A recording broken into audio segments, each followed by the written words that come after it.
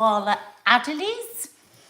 Welcome to our channel. Tonight we are doing a gossip about Love Island, but we also do our morning TV show every day, Coffee Moaning. We do movie reviews, TV reviews, we do cookery shows, we do our family reality vlogs. So make sure you subscribe because otherwise you're going to miss out on all that lovely content. Right, let's get stuck in. What are you all thinking? Mark, what's your general idea of my general thing? I like it at Casa, Amour. I think it's an opportunity for men to be revealed to be utterly amoeba-like in their thinking processes. I always think Love Island is one of those shows where we've talked about it before, where it's a great opportunity to kind of live vicariously through the behaviour of others. So who are you living vicariously through? Right, who have I got most interest in? Who would you go to the daybed for? Who would you stay in a double bed and invite a guest to? Are they all different things? When you go to the daybed, it means you're sticking with your woman. Right. Because you're sleeping outside in the daybed. Oh, who would I do that for? Yeah. Do you really want to know? Yeah. Do you know who I've got a little bit of a thing for? Who? And I say all of this not in a truly horrible, I'm too old a man. If you were pushed. Yeah, Matilda. Oh yeah, you like Matilda. I like Matilda. I'd approve of Matilda for you. I like her. I mean, that's not to say So would you stay in the daybed for her? Yes. I wouldn't do what Sean's doing. You wouldn't do what Sean's doing? Not at all.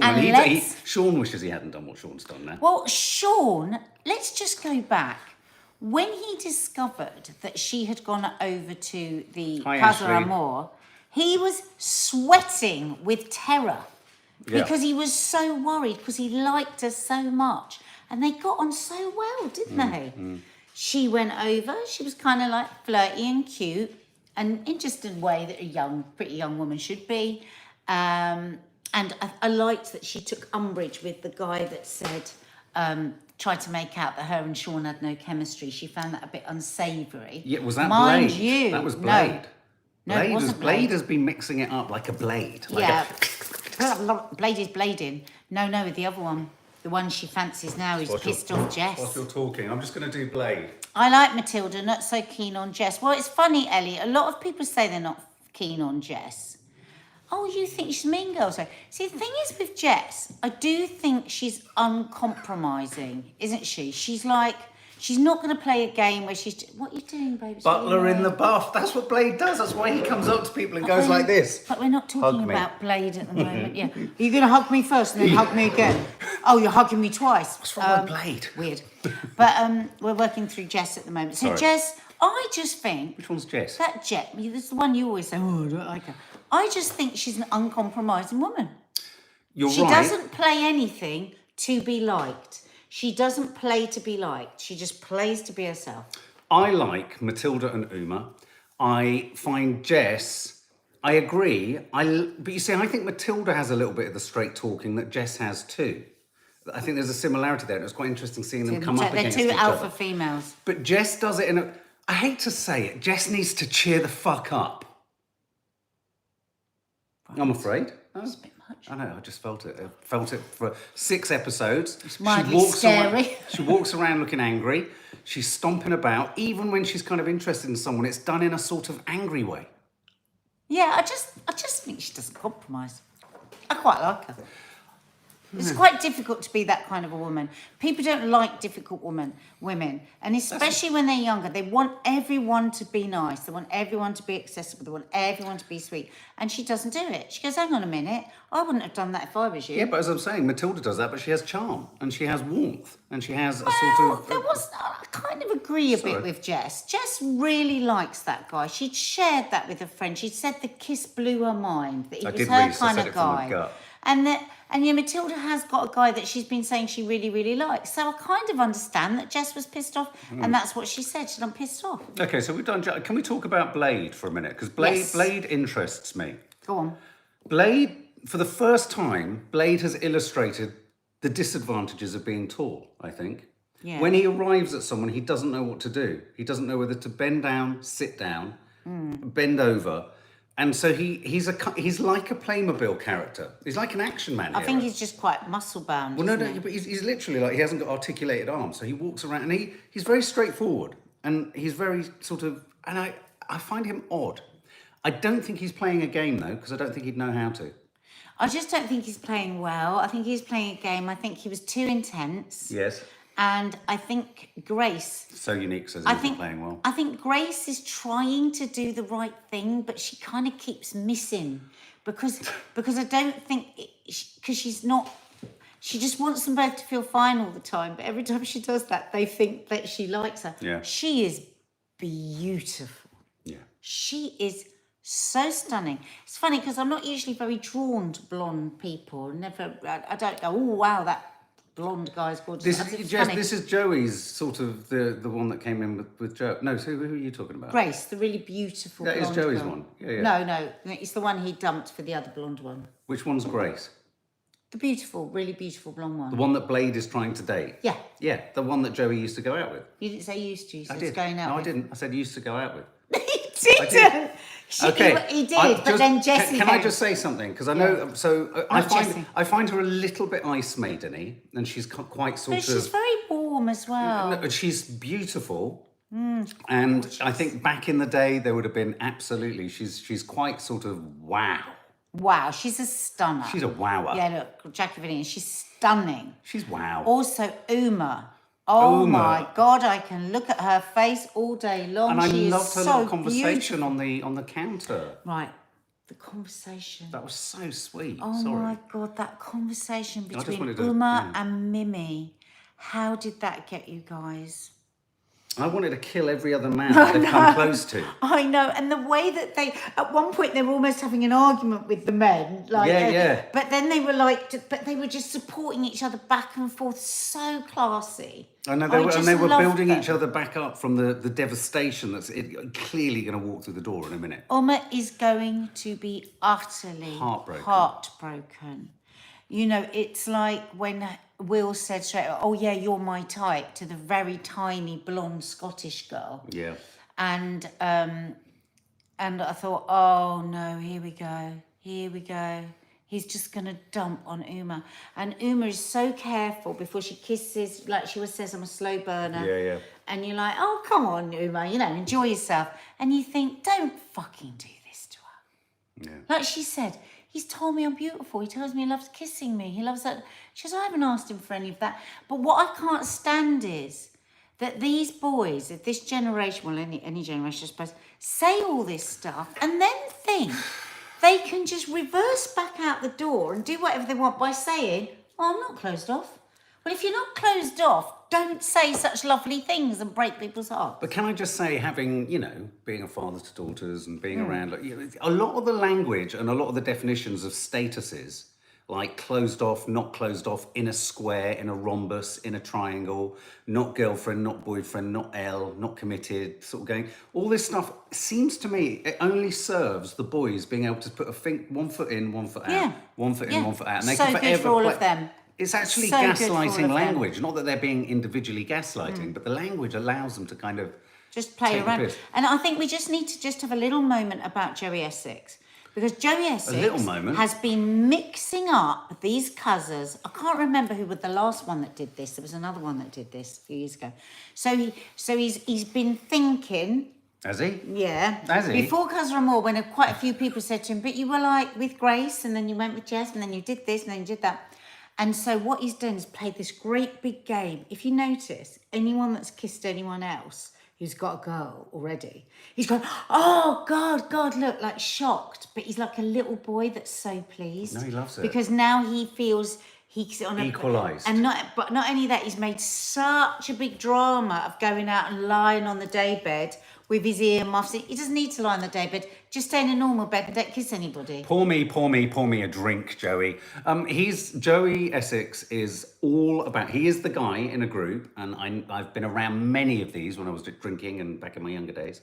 He is desperate for everyone else to blot their ink pads so that all ink pads are blotted like his. That's And what I mean. tell He's you why. so excited. Yeah, but and encouraging people to... But I tell you this right now. The reason he's that excited is that it looks like he's done nothing in Casa Amour, but he will now negotiate back towards that behaviour. I promise you. Because everyone has... Well, not everyone, but most people have blotted their ink pads now. Most of the But boys. also, what was all that? Oh, I've met this girl and she's like, I have nothing felt like that. People come to me really quickly. It's like, Joey, I don't believe you. Yeah, I get that feeling that Joey is going to be one of those people that's never really going to settle with anyone. He can't. His eyes jump about all over the place. I mean, he's 38, for God's sake. He's got that nervous energy of if someone jumps up and says, "You're all mine and I'm all eyes for you," he's like, really? Yeah, he's just too... And that's kind of, there'll be a sweet reason for that, but it's fucking annoying in Love Island, I'm telling you that straight.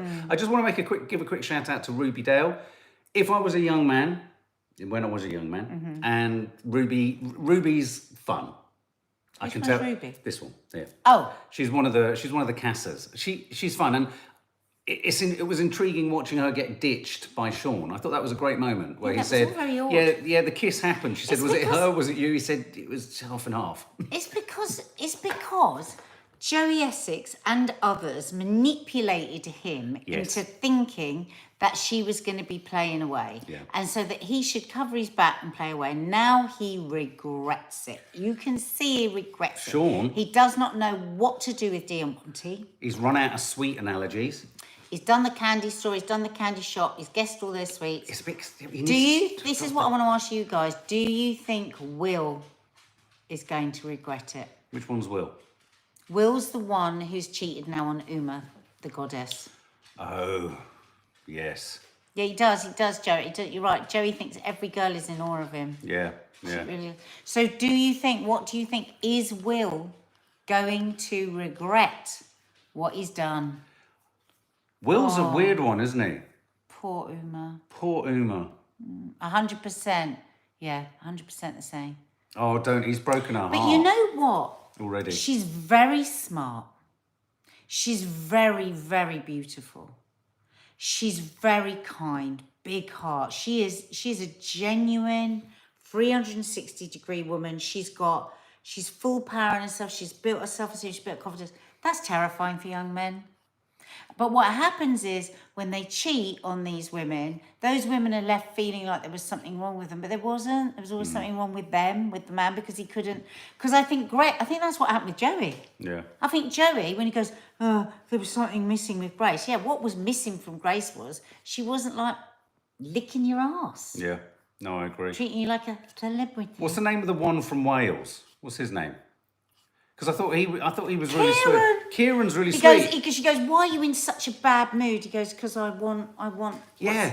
I know the reason I like that is if you check out our How to Stay Married that landed earlier this evening, we talk about how many people Nadia slept with. It's shocking. It's shocking. But go and check out the podcast to find it out. I was shocked. But anyway, no, the peg for that was him, wasn't it? Talking about sleeping with 120 people. So it was extra nice to see him not thinking about sleeping with another 120 people. What's her name? Yeah. The way you just said, "I want her back." Nicole. I want Nicole. Yeah, Nicole. Loved it. Yeah, Nicole's sweet, but she's so vulnerable, isn't she? You can see She's see every emotion on her face as it appears. Who's Emma?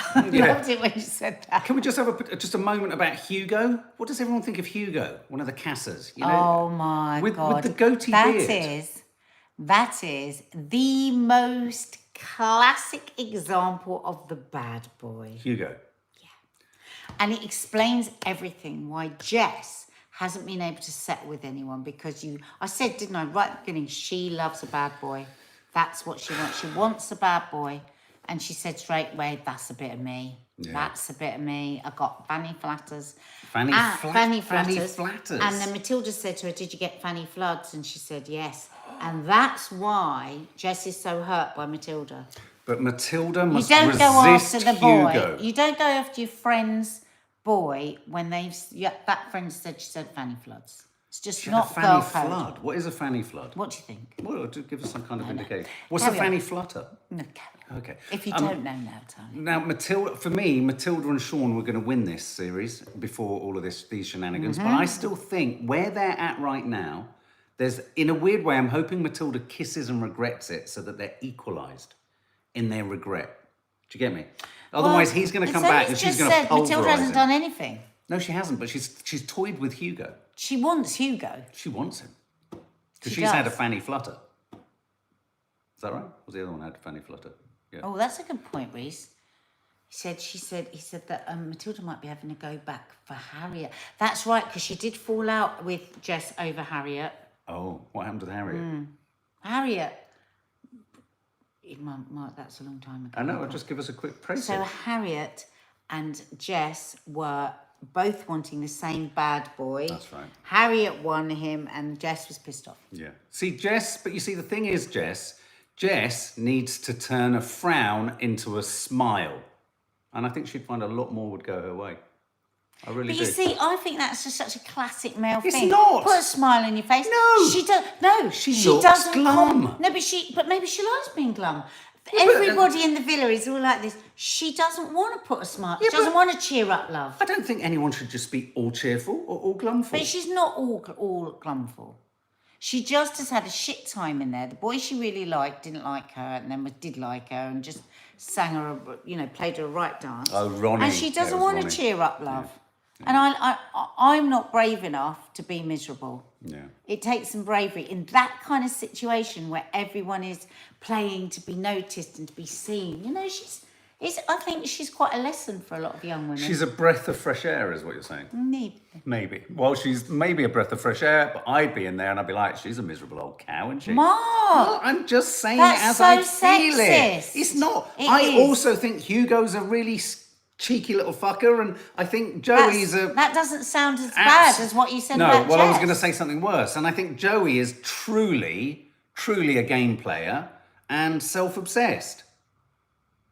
She's real. Look, lots of people say she's real. She just is not playing the pretty girl game. Yeah. And unfortunately, for so many young women, unless they're giggling at everything a boy says, and unless they're flicking their hair this way and that, unless they're just playing nice and doing girl code and really loving it, unless they're doing all of that, then they are judged as miserable cows, and that's wrong. Okay, well, Jackie Vellino took the words out of my mouth, so this is Jackie Vellino, not me. Joey is a knob. And I agree. I think Rays of Sunshine 1001, you're right. Jess is real. She has a resting bitch face. I relate to her, and that's fine. I've known lots of women with resting bitch faces, which is fine. And they were all lovely. They just look miserable.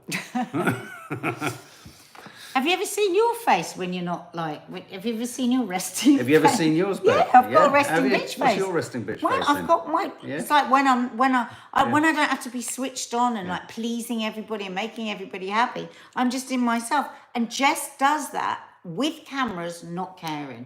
That's rare. I've never seen Nadia's face look more confused than when she was trying to tot up how many people she's slept with in her life.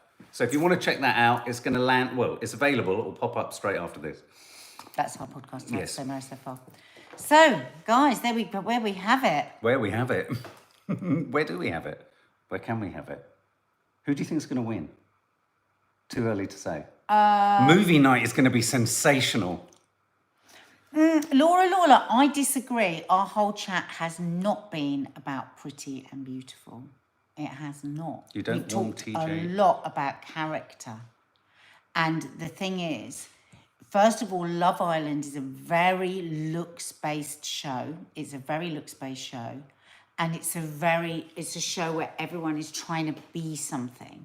And so what we spent a lot of time talking about is that there is a young woman in there who's not playing that game. And I find that refreshing.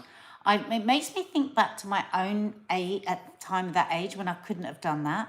I couldn't have just had a resting bitch face, for a better thing, because I would have thought that I always have to be like ready to be, to fix and to rescue and be that like fun girl and laugh when men are like making really boring jokes. Yeah. So, I don't really understand Laura's comment, to be honest. Well, I think she felt that we'd just been talking a lot about pretty and beautiful, but actually we haven't.